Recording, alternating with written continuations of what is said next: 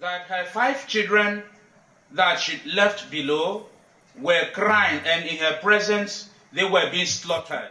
Lawmakers in Washington pressed U.S. officials and expert witnesses on what they called an escalated campaign on religiously motivated killings in Nigeria.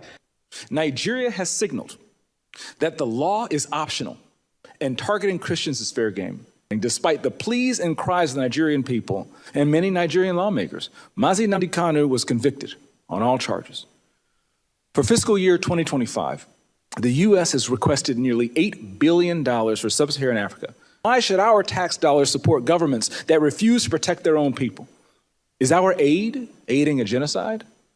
Longtime religious freedom advocate Nina Shia walked the committee through the timeline of Nigeria's designation as a country of particular concern, noting that the Tinubu administration is yet to make meaningful action.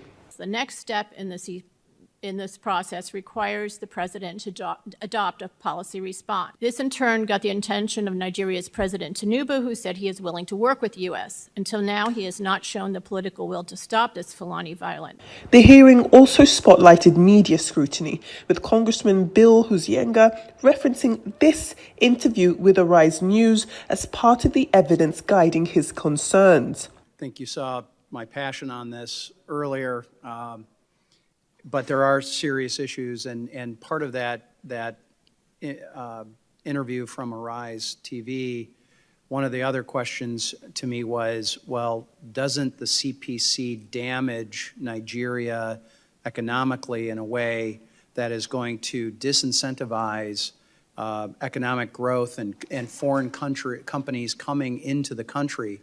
And my answer to them was actually, I think the current state of violence is as much a deterrent. For balance, Democratic Representative Sarah Jacobs reminded lawmakers that violence in Nigeria cuts across religious lines, affecting Christians and Muslims alike.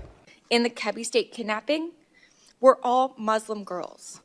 So violence affects everyone, and false narratives perpetuate harmful stereotypes and motivate tensions and violence based on religious identity.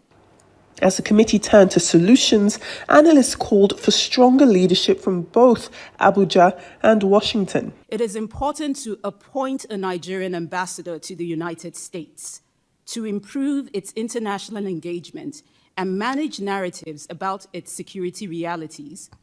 It's critical for President Tinubu to appoint a capable Nigerian ambassador to the U.S.